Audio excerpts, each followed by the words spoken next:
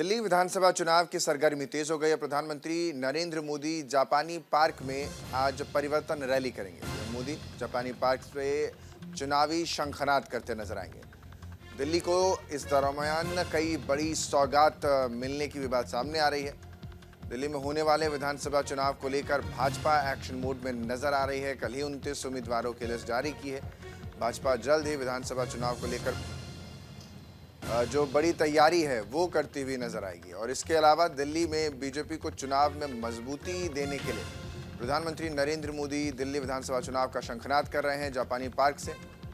पहले ये रैली 29 दिसंबर को होनी थी, लेकिन पूर्व प्रधानमंत्री डॉक्टर मनमोहन सिंह की मृत्यु के बाद रैली की तारीखों को बदला गया है। तो ये बड़ी जानकारी आपको दे रहे हैं।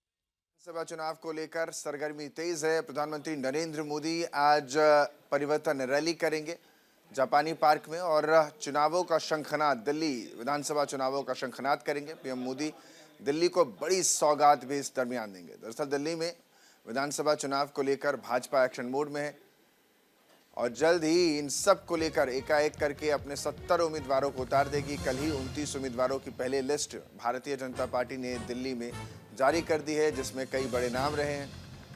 प्रवेश वर्मा को अरविंद केजरीवाल के सामने नई दिल्ली से लड़वाया जाएगा, तो वहीं रमेश बिदूड़ी अतिशी के कालकाजी सीट से लड़ते नजर आएंगे।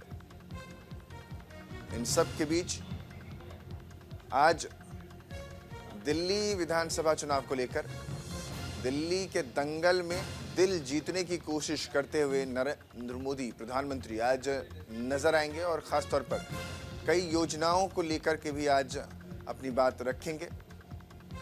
इससे पहले प्रधानमंत्री भारत मंडपम में भी एक कार्यक्रम में शिरकत कर चुके हैं और आज ये रैली को लेकर के बड़ी तैयारी देखने को मिल रही है। मेरे सहयोगी ज्यादा जानकारी के साथ आनंद कुमार सिंह हमारे साथ जुड़ रहे हैं। आनंद, ये जो तैयारी है वो बड़ी बताई जा रही है और आज के प्रधानमंत्री के इस कार्यक्रम में कितने लोगों के जुड़ने की, या यूं कहूं वहां पहुंचने की संख्या निकलकर सामने आ रही है? देखिए अंकित, आज की अगर बात किया तो विधानसभा चुनाव से पहले पीएम मोदी की बड़ी रैली होगी, बड़ा शंखनाद होगा, क्योंकि ये दूसरी रैली है।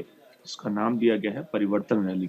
दरअसल इस रैली को जो प्रधानमंत्री कर रहे हैं, वहां सबसे पहले अगर आज की बात की तो 12,000 करोड़ से ज्यादा की परियोजनाओं का शिलान्यास करेंगे, जिसमें नमो भारत ट्रेन भी है। सबसे पहले प्रधानमंत्री नमो भारत ट्रेन का शिलान्यास करेंगे, जो कि पहले फर्स्ट फेज उसका बन चुका है, जो दिल्ली से सायराबाद को कनेक्ट करता है। उस फेज का उद्घाटन करेंगे। उसके बाद जापानी पार्क में, जो कि रोहिणी में है, वहां प्रधानमंत्री आएंगे, वहां संबोधन देंगे और कई परियोजनाओं का शिलान्यास करेंगे। दरअसल विधानसभा चुनाव से पहले पीएम मोदी की दूसरी बड़ी रैली होगी, दूसरा बड़ा उद्घाटन होगा, क्योंकि आपने याद होगा कि 3 तारीख को भी प्रधानमंत्री ने दिल्ली में कई उद्घाटन किए थे और कई अच्छे हैवी वेट प्रोजेक्ट दिल्ली में इनॉग्रेट किए थे। कहीं ना कहीं आप देख सकते हैं कि ये शुरुआत है दिल्ली को लेकर। विधानसभा चुनाव से पहले बड़ी घोषणाएं प्रधानमंत्री कर रहे हैं विभिन्न योजनाओं को लेकर, चाहे शिक्षा से जुड़ा मसला हो, चाहे अर्बन अफेयर से जुड़ा मसला हो, चाहे अलग अलग मसले हो। तो कहीं ना कहीं उसको देखते हुए बड़ी रैली भी आज है, परिवर्तन रैली उसको नाम दिया गया, जहाँ हजारों की कार्यकर्ता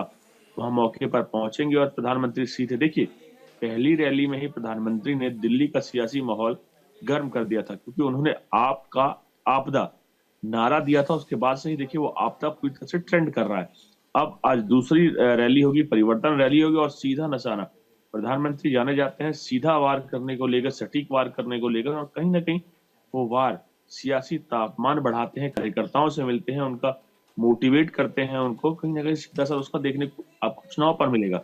दिल्ली में विधानसभा चुनाव का आगाज कभी भी हो सकता है। 7 तारीख के आसपास, 7 या 8 को आचार संहिता दिल्ली में लग सकती है, घोषणा हो सकती है विधानसभा चुनाव को लेकर। और उससे पहले ही बीजेपी ने अपनी पहली लिस्ट भी जारी कर दी है, जिसमें 29 कैंडिडेट को रखा गया। बड़ी हॉट प्रोफाइल सीट्स की अगर बात की जाए तो नई दिल्ली से बीजेपी ने प्रवेश साहिब सिंह वर्मा को उतारा है, कालकाजी से रमेश बिधूड़ी को उतारा है, जंगपुरा से जहां आम आदमी पार्टी के मनीष सिसोदिया, वहां से तरविंदर सिंह मरवाह को उतारा गया। तो कहीं ना कहीं बड़े नेताओं को उतारा गया, कोशिश की गई है जो आम आदमी पार्टी के बड़े नेता हैं उनको विधानसभा में जाने से रोका जा सके, और कहीं ना कहीं दिल्ली में विधान परिषद ना होने के चलते अगर वो हारते तो सीधे मुख्यमंत्री पद ही गंवाना पड़ेगा। तो बड़ा दाव बीजेपी ने भी खेला है, और इसके साथ साथ दिल्ली में आज जो पीएम की जनसभा है, तो सीधा वार आम आदमी पार्टी पे किया जाएगा, क्योंकि कहीं ना कहीं जो माना जा रहा है बीजेपी इस बार जो समय है वो बेहद इम्पोर्टेंट है। बीजेपी मानती है कि इससे अच्छा समय उसके लिए सत्ता में आने का नहीं हो सकता, क्योंकि 25 साल से बीजेपी सत्ता से दूर है। पहले 15 साल शीतल दीक्षित ने किया राज, उसके बाद अब 10 साल से आम आदमी पार्टी है। तो सीधे बीजेपी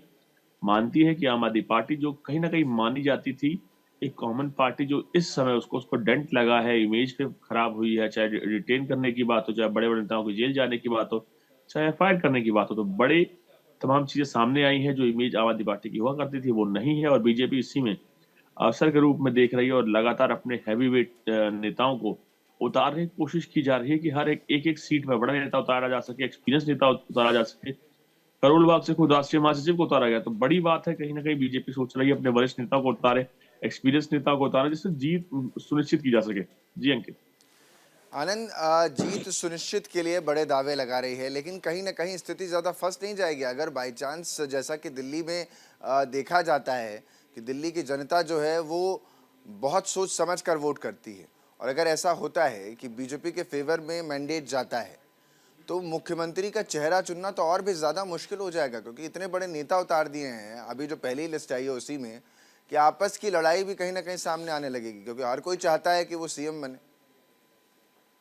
बिल्कुल, हर नेता का सपना होता है कि उसकी आगे जिंदगी में तरक्की हो। मंत्री है तो मुख्यमंत्री बने, मुख्यमंत्री है तो दिल्ली में मंत्री बने, यानी केंद्रीय मंत्री बने। उसमें कोई दो राय नहीं है। कई बड़े नेता हैं, चाहे आप प्रवेश वर्मा की बात करें, चाहे रमेश बिधूड़ी की बात करें, चाहे तरविंदर सिंह वर्मा की बात की, चाहे राष्ट्रीय महासचिव दुष्यंत गौतम की बात की जाए, कई नाम है। लेकिन बीजेपी को आप जब भी जानते हैं वो एक कैडर बेस्ड पार्टी है और डिसिप्लिन पार्टी है। आप देखिए, जब भी वो अगर होता अपने टिकट भी काटते किसी कार्यकर्ताओं का, तो वो ज्यादा शोर नहीं मचाता, क्योंकि उसको समझाया जाता है, बुझाया जाता है। और आप देखिए, जिसको भी मुख्यमंत्री, कई ऐसे बड़े चेहरे थे, चाहे आप राजस्थान की बात की जाए, चाहे छत्तीसगढ़ की बात की जाए, चाहे मध्य प्रदेश की बात की जाए, चाहे कई ऐसे बड़े चेहरे थे जिनको लगता था कि वो मुख्यमंत्री बनेंगे, लेकिन सेंटर यानी आलाकमान ने किसी और को चुना, और उसके बाद वो उसी मुख्यमंत्री के साथ काम करने के साथ आगे बढ़ रहे हैं। चाहे कई एग्जाम्पल देख लीजिए, राजस्थान में वसुंधरा राजे सिंधिया को देख लीजिए, राजस्थान में चाहे आप वसुंधरा राजे के साथ जब मध्य प्रदेश पहुंचेंगे तो मध्य प्रदेश में शिवराज सिंह चौहान को देखिए, वसुंधरा चाहे राजे छत्तीसगढ़ में सिंधिया को तो को मुझे देखिए। लगता है कि जहां तक था, तस्वीरें भी जब आई थी तो उनको तो कुछ पता भी नहीं था, ऐसा लगता है, क्योंकि बीजेपी इसके लिए जानी जाती है और पार्टी के नेताओं को ही नहीं पता होता कि कौन किसका मुख्यमंत्री का नाम सामने आ जाएगा। बिल्कुल, आप तमाम फैसले इसके गोपनीय होते हैं। जैसे आपने खुद बात की भजन लाल की, अगर बात की जाए तो कहीं ना कहीं भजन लाल भी उस वक्त 5वीं रो में बैठे हुए थे। उनको खुद नहीं पता था कि वो खुद मुख्यमंत्री बनेंगे उसी प्रदेश के जिसमें पहली बार विधायक बनकर आए हैं। राजनाथ सिंह वहाँ पर्यवेक्षक थे, उन्होंने पर्ची खुद वसुंधरा राजे को दी कि आप खोलिए। उसमें भजन लाल का नाम था, तो भजन लाल भी हैरान थे, अब वसुंधरा राजे भी हैरान थे। कई बड़े नेता जो उम्मीद लगाए बैठे थे, कयास लगाए बैठे थे कि हम मुख्यमंत्री बनेंगे, तो कहीं ना कहीं इसके फैसले कई बार चौंकाने वाले होते हैं। और जब भी फैसला होता है तो उसके बाद पूरी पार्टी या कहे पूरा कैडर उसके साथ आलाकमान के फैसले के साथ जुड़ता है, और ये चीज आपको दिल्ली में भी देखने को मिलेगी। आनंद, दिल्ली की बात अगर करें तो ये जो लिस्ट आई है उसके बाद संभावना संभावना तो ये तक जताई जा रही है, जैसा कि आपने ने ही इस खबर को ब्रेक भी किया था, कि कई फिल्मी सितारों को भी मौका मिल जाएगा।